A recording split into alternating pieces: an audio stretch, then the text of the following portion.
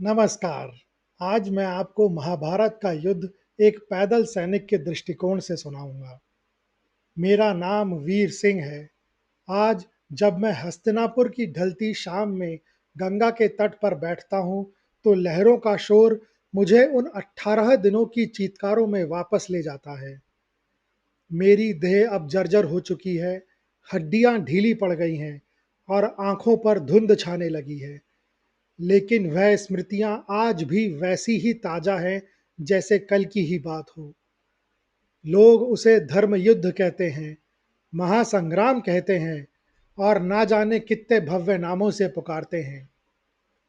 कवियों ने उसे नायकों की वीरता की कथा बना दिया है, लेकिन मुझ जैसे साधारण पैदल सैनिक के लिए, जो 11 अक्षौहिणी सेना की विशाल भीड़ में एक छोटा सा प्यादा मात्र था, वह युद्ध केवल धूल, रक्त, भूख और अपनों को खोने का एक अंतहीन सिलसिला था। मैं हस्तिनापुर के पास के एक छोटे से गांव का रहने वाला था। हमारे पास अपनी छोटी सी भूमि थी और जीवन शांत था। लेकिन जब कुरुक्षेत्र की रणभेरी बजी, तो राज्य के आदेशानुसार हमें सेना में भर्ती कर लिया गया।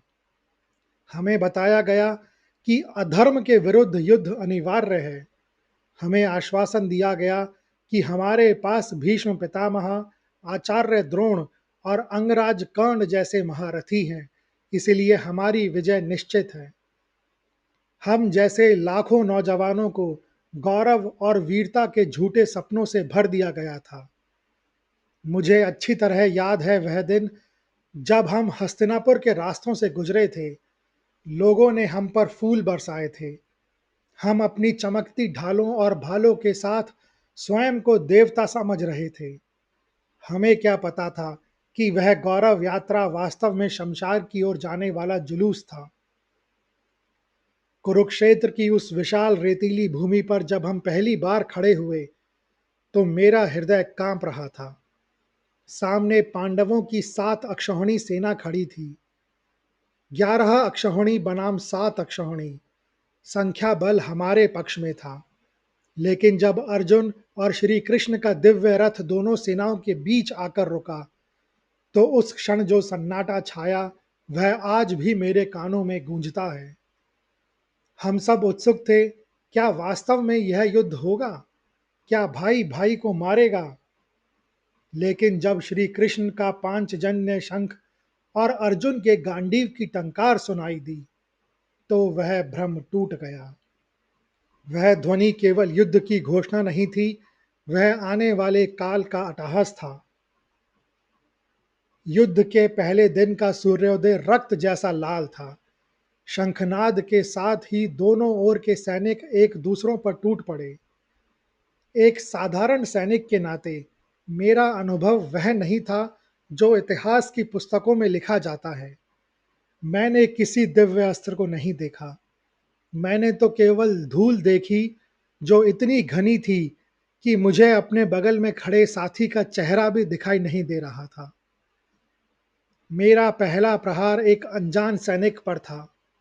उसकी आंखों में भी वही डर था जो मेरी आंखों में रहा होगा।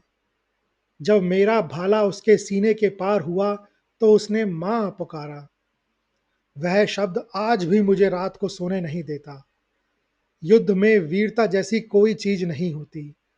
वहां केवल गला काटने और कुचले जाने की होड़ होती है। पहले 10 दिनों का नेतृत्व भीष्म पितामह के हाथों में था। वे सफेद घोड़ों वाले रथ पर सवार होकर काल के समान पांडव सेना का संहार कर रहे थे। हम साधारण सैनिक उनके रथ के पीछे एक सुरक्षा दीवार की तरह चलते थे। भीष्म पितामह की मर्यादा ऐसी थी कि सूर्यास्त के समय जब शंख बजते, तो युद्ध पूरी तरह रुक जाता था। उस समय हम और पांडव पक्ष के सैनिक एक दूसरे के शिविरों में जाते थे। आश्चर्य की बात यह थी कि शाम को हम साथ बैठकर आग तापते थे और अपने घरों की बातें करते थे, और अगले दिन एक दूसरे को मारने की प्रतिज्ञा भी करते थे। उन 10 दिनों में मनुष्यता की कुछ सांसें बाकी थीं।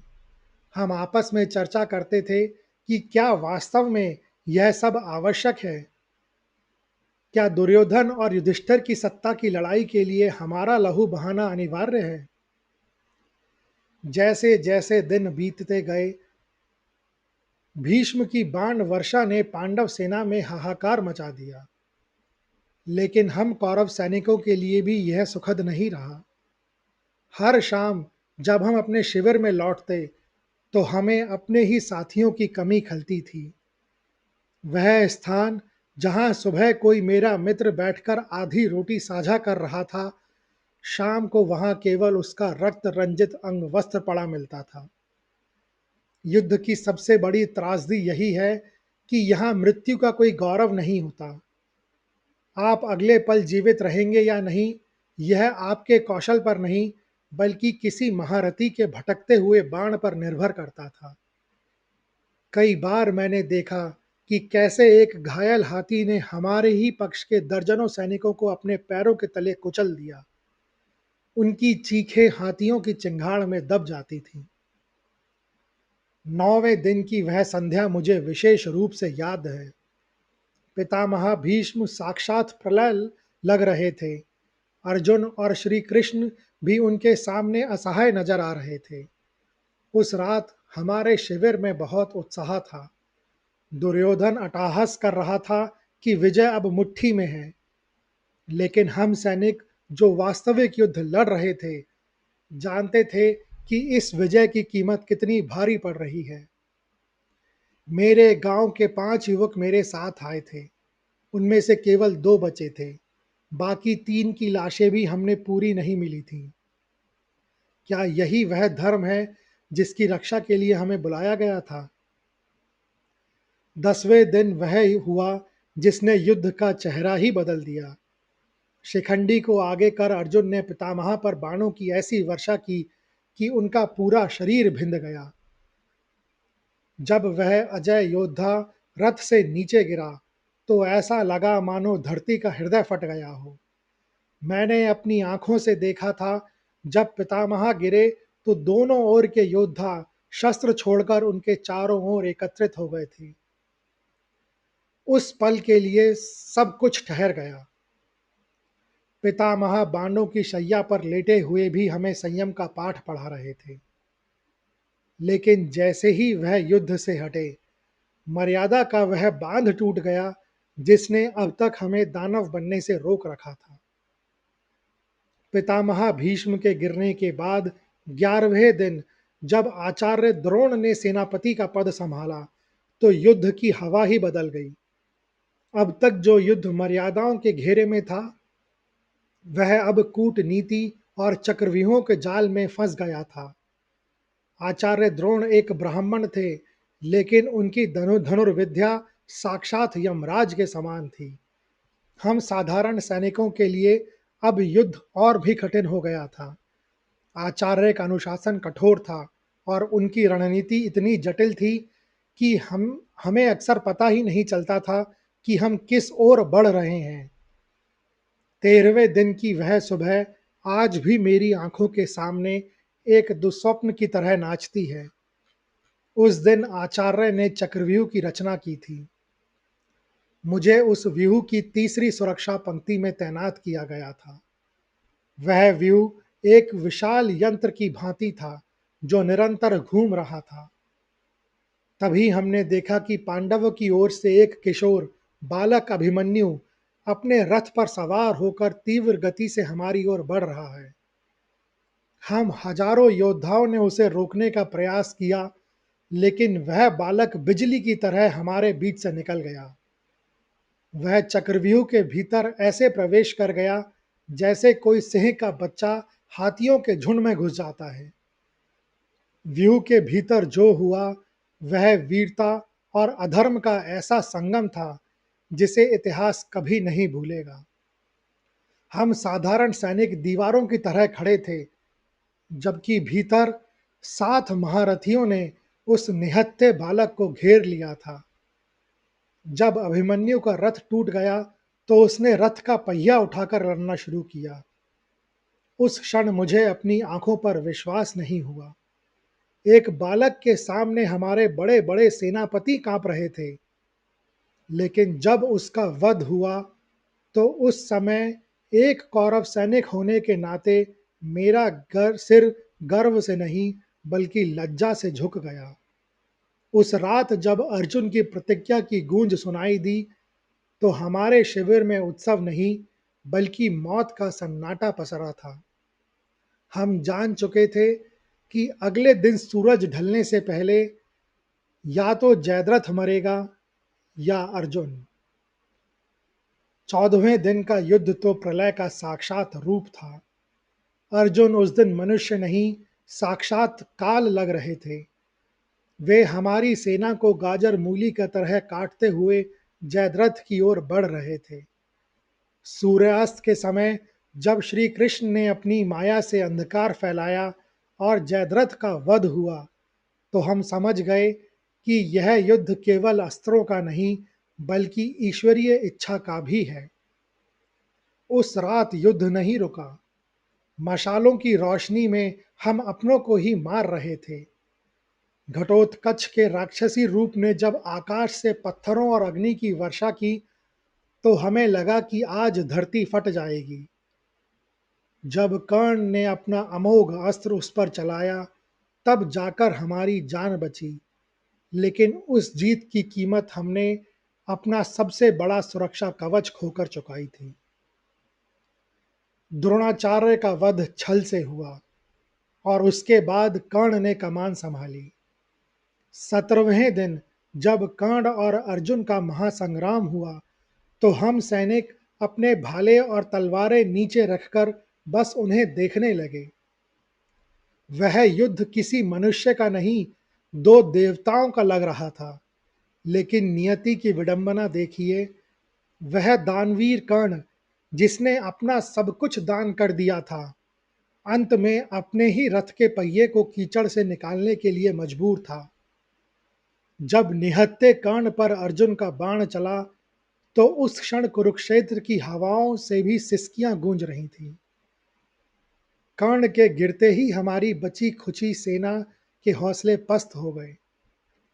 18वें दिन तक आते आते हमारी 11 अक्षौहिणी सेना सिमटकर मुट्ठी भर लोगों में रह गई थी।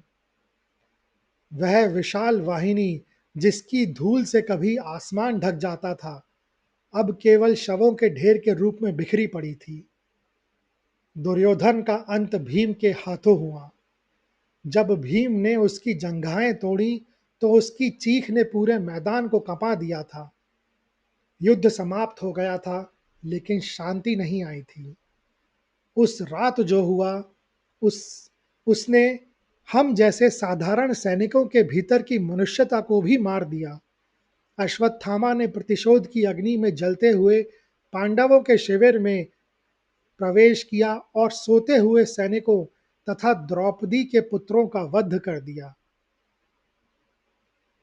मैं उस समय शिविर के दूरस्थ कोने में घायल पड़ा था। वह चीखें आज भी मेरी रातों की नींद छीन लेती हैं। युद्ध के मैदान में मरना वीरता कहलाती है, लेकिन सोते हुए का वध करना केवल कायरता थी। उस रात के बाद कुरुक्षेत्र का मैदान वास्तव में एक विशाल शमशान बन गया था। युद्ध के बाद जब मैं अपने गांव लौटा तो वहां मेरा स्वागत करने वाला मेरा कोई मित्र नहीं था। मेरे पिता जो युद्ध में नहीं गए थे, पुत्रों के शोक में प्राण त्याग चुके थे। मैंने अपने गांव के चौपाल पर बैठकर देखा कि युद्ध ने हमें क्या दिया। राजा बदल गए, हस्तिनापुर के सिंहासन पर युधिष्ठिर बैठ गए, लेकिन हमारे अपनों का खालीपन नहीं भरा। आज जब मैं बहुत वृद्ध हो चुका हूँ, लोग मुझसे महाभारत की कहानियां सुनना चाहते हैं। वे पूछते हैं कि कृष्ण कैसे दिखते थे, अर्जुन का गांडीव कैसा था, लेकिन कोई ये नहीं पूछता कि उस 18 दिन की प्यास कैसी थी। कोई ये नहीं पूछता कि जब सगे भाई की लाश को गिद्ध नोच रहे होते हैं तो दिल पर क्या गुजरती है। लोग इसे विजय कहते हैं, पर मैं इसे मानवता की हार मानता हूँ। कुरुक्षेत्र की वह लाल मिट्टी आज भी हमें पुकार कर कहती है कि युद्ध कभी किसी समस्या का समाधान नहीं होता। मैं वीर सिंह, कौरव सेना का एक अदना सा सिपाही, आज भी जीवित हूँ, यह बताने के लिए कि इतिहास केवल नायकों को याद रखता है, लेकिन युद्ध की असली कीमत हम जैसे साधारण लोग चुकाते हैं। कुरुक्षेत्र का वह सन्नाटा मेरी सबसे बड़ी सजा है और यही मेरी सबसे बड़ी शिक्षा भी है। जब भी मैं अपने घावों के निशानों को देखता हूँ, मुझे याद आता है कि हम सब उस महान संहार के छोटे से हिस्से थे, जहां धर्म और अधर्म की परिभाषाएं खून में मिलकर धुंधली हो गई थीं। 18 दिन, 18 अक्षौहिणी सेना और अंत में केवल शून्य। यही कुरुक्षेत्र का सच है। मैं अब उस पार जाने की प्रतीक्षा कर रहा हूं, जहां शायद मुझे मेरे वे साथी मिलेंगे जो उस धूल में खो गए थे। तब तक मैं यहाँ बैठकर गंगा की लहरों को देखता हूँ और प्रार्थना करता हूँ कि आने वाली पीढ़ियाँ कभी कुरुक्षेत्र जैसी भूमि ना देखें। यह कहानी सुनने के लिए धन्यवाद। अगर आपको यह कहानी अच्छी लगी हो तो कृपया इस वीडियो को ज़्यादा से ज़्यादा लोगों के साथ शेयर करें, लाइक करें व चैनल को सब्सक्राइब करें। कमेंट्स बॉक्स में लिखें, जय श्री कृष्ण।